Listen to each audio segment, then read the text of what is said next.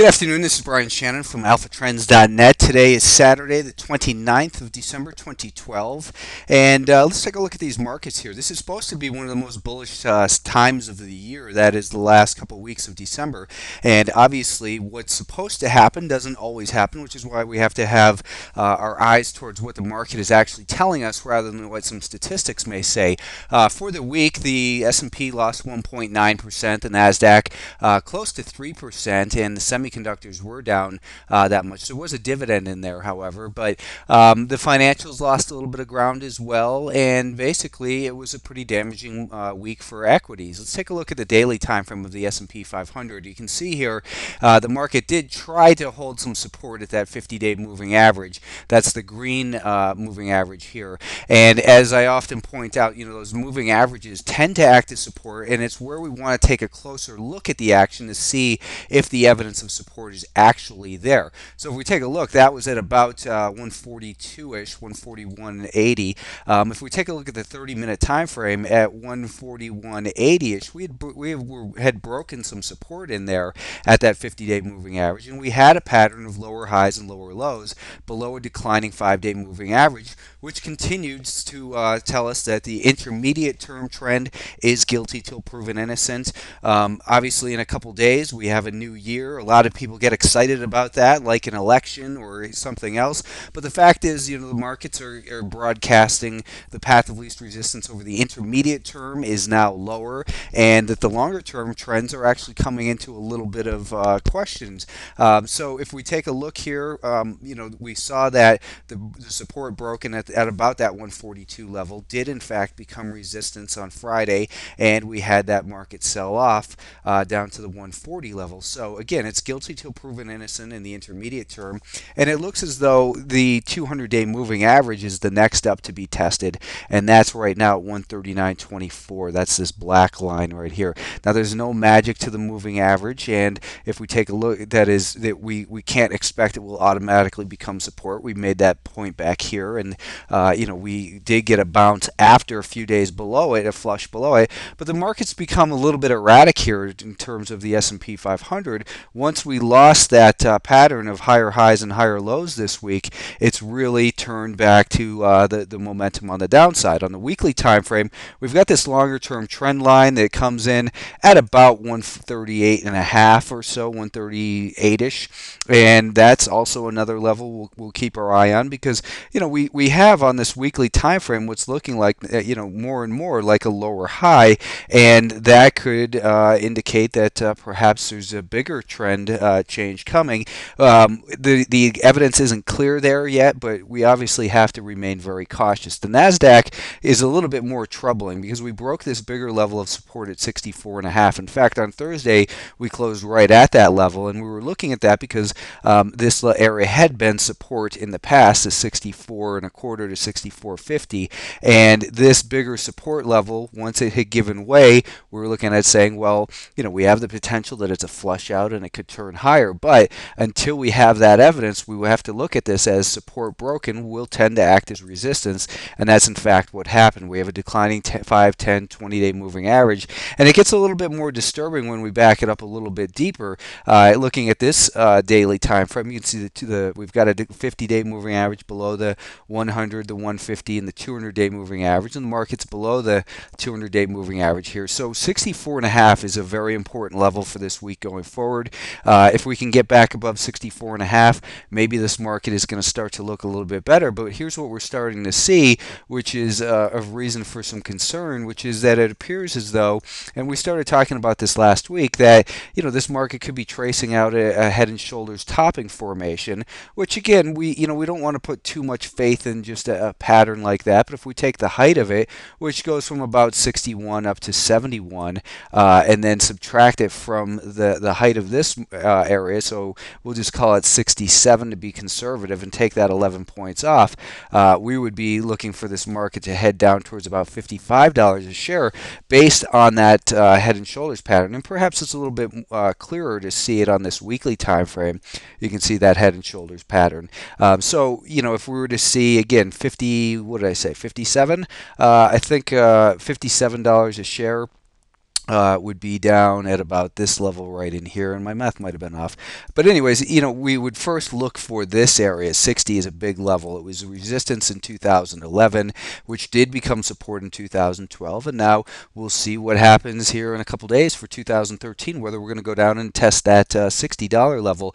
But that appears to be the more important level, 60 to 61, that we have the potential to move down towards. So be very cautious in terms of the NASDAQ. Is we've got a declining 50-day moving average, and we've been looking at it as highly suspect because of that. Now that it's broken the support as well, this bigger level of support, you have to be very careful and don't be looking at this bullish seasonal nonsense unless we can get back above 64 and a half. And it's not necessarily nonsense, but the fact is that it's a historical tendency, but it's not 100%. Nothing is 100%. And what's more important is listening to the message of the market. And the market is saying we've got the path of least resistance, which is lower right now. The Russell has held up much better, as we know. We've got the 50-day moving average just below in the Russell 2000. That's the what's the exact level? For some reason, it's not here. So let's take a look. We'll just pull that trend tool up and take a look at the 50-day moving average, which was at $81.61 right now.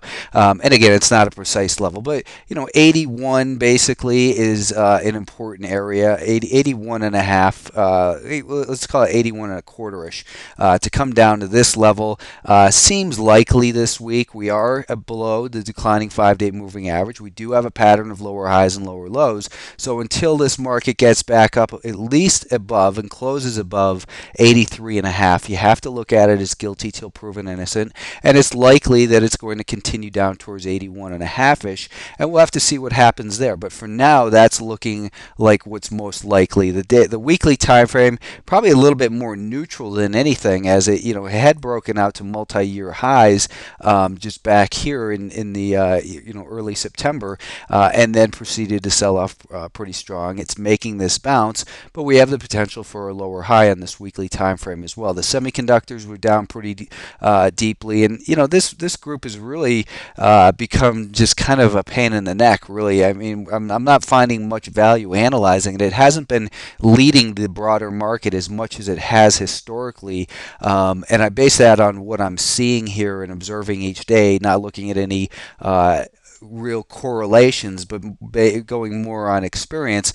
But the 32 and a half level, we're back below that, and that's that was an important level for this market. So I think you're kind of neutralish to maybe a slight downward bias because we have a declining 200-day moving average in the semiconductors, but they're not really giving us a whole lot of insight here. The financials did break out to a new high this year for the year this past a week and a half ago, and that was that we started with this gap higher. The market closed right on these highs a couple days ago, and then it gapped down. Now we're stuck below declining 5-day moving average. The intermediate term trend says guilty till proven innocent in these financials, and I think we're probably headed for about $15.90. That's a prior level of resistance, and that's approximately where we have this 50-day moving average as well. That looks very likely to be tested. Here again, look at this weekly time frame, and a lot of people got excited about the financials this week as they broke to a new high. And I would say, that after a market gets extended and then hits new highs, you have to be careful with those because they tend to fail quite often. Very similar to what the Russell 2000 did back in September. If you take a look, it had already made a big run. Then it broke out to all-time highs and saw a strong correction from there. So don't be so excited about these new highs in a market. They're not always as bullish as people would make you believe them to be because they, when they're coming from a level that they've already gotten extended from. Here the market had run 10% before it broke out for that prior month, and it was extended a little bit, so it's susceptible to a little bit of profit taking, which is what we're seeing here. So pull back to 1590 seems highly likely. It doesn't say, that we're headed for a bigger reversal in here, but it is pulling back, and just be aware of that. Let's take a look at American America's favorite stock, or what has been America's favorite stock. This year is changing some opinions, and that's Apple. Apple has, as we know, been pulling back strong since getting just above that 700 level. 705, I believe, was the all-time high that it had seen here. We've been taking a look at, since these 2009 lows, that we have this trend line here that comes in at about 465 or so, and also the Fibonacci off of that level. The Fibonacci off of that level brings us together with that trend line at about $465. That still looks like it's a likely area for Apple to head down towards. Now this week, I think that what could be likely would be, the last time we touched that trend line was October or November of last year, and that was basically this move. So if we take a Fibonacci off of that, we can see that the 2/3 retracement gets us down right here in about 490-ish, and I think that's fairly reasonable to think that that could happen. Now, the one thing is we're maybe starting to find a little bit of support in here, is what it would appear to be, but keep in mind that we still have these lower highs, and what that's telling us is that we have this support level that's being tested, but each time it bounces from there or close to that level, it bounces, but the bounces become less strong. That is, there's sellers waiting up above who say, I'm not waiting for 535 to sell my stock, I'm going to sell it at 525 over here. And on this most recent bounce, they're saying that at 515, they're saying, well, 515 is good enough, I don't need to wait for it. So the sellers are really exerting continued pressure here, obviously, and breaking down below these recent lows of about 502-ish, I think could lead to a very quick test of about 494-ish, and from there we'll see what the market gives us. So you have to remain very cautious, I think, in this environment. Nothing magically changes with a new year. You'll see all these prognostications, but it's business as usual. What we have to do to be able to consistently be profitable in the market, it's okay to review your goals and aspirations for the year ahead. That's normal, healthy stuff, but nothing is going to change besides maybe your attitude towards the market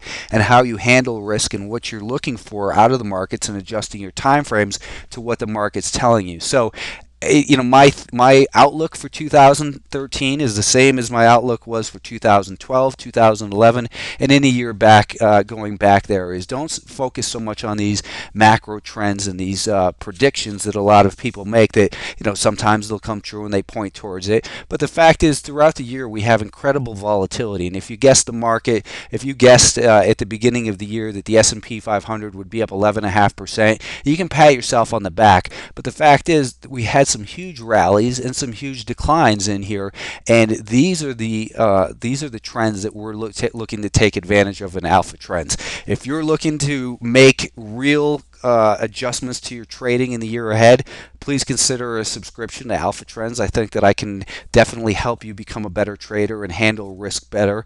If not, I wish you the best anyways, and continue to tune in here each Friday as these videos are brought to you on YouTube from Realtick. Check out realtick.com. They're the people who, again, sponsor this show, and the charts that you see on here are all Realtick products. Thanks, and Happy New Year.